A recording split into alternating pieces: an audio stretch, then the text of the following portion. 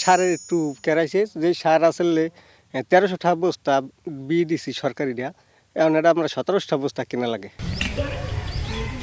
বরিশালের শ্রীপুর ইউনিয়নের চরে আগাম জাতের তরমুজের চারা বুনছেন বরগুনার চাষি কালাম পেদা। কিছুদিন আগে যে সার 1400 টাকা বস্তায় কিনেছেন, সেই সারে গুনতে হচ্ছে বাড়তি টাকা। কেবল সার নয়, তরমুজের বীজেও বেড়েছে দাম। এই সারটা যেখানে রোপণ করছি সেখানে একটু কম আছে, এখন তো অনেক দাম।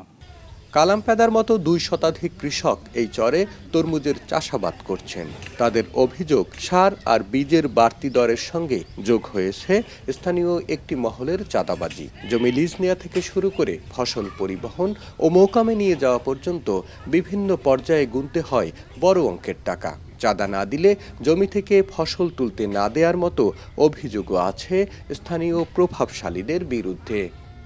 কানিপুর্তি এটা চাঁদা চায় যে এখানে কয় একর জায়গায় তরমুজ করছো, যদি 30 একর হয় তাইলে তাদের ওইখানে একটা কানিপুর্তি দিতে হয়, অ্যামাউন্ট দিতে হয় তাদের। এ সাদা চায়, ও সাদা চায়, এআই এর সমস্যা করে, টাকা না দিলে মাল উঠতে দেবে না, এহিন্দে যাইতে দেবে না, এরকমের সমস্যা দাঁড়ায়। বস্তার গায়ে যা রেট, ওই থেকে 300-200 টাকা প্রত্যেকটা সারে আর কি বেশি নিতেছে। আমার সার ঔষধের যে পরিমাণ দাম, শ্রমিকের যে পরিমাণ মানে টাকা দিতে হয় কাজের পরিশ্রমিক বাবদ, কিন্তু আমি যে ওই পরিমাণ দামটা তরমুজের পাই।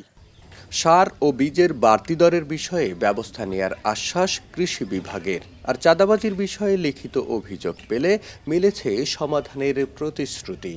যদি কোনো জায়গায় চাঁদাবাজি ঘটে, সেক্ষেত্রে নিকটস্থ পুলিশ সে কেন্দ্রে বা থানায় যদি যোগাযোগ করে এবং আমাদেরও জানায়, তাহলে আমরাও সেক্ষেত্রে তাদের সহায়তা করব। আমরা চাই কৃষক নিরবিচ্ছিন্নভাবে তাদের উৎপাদন কার্যে অবদান রাখুক। চলতি বছর ৬২,৬২৩ হেক্টর জমিতে তরমুজ আবাদের লক্ষ্যমাত্রা নির্ধারণ করা হয়েছে, যা গত বছরের তুলনায় ১৪,৫৭৬ হেক্টর বেশি। সৈয়দ মেহেদী হাসান, স্টার নিউজ, বরিশাল।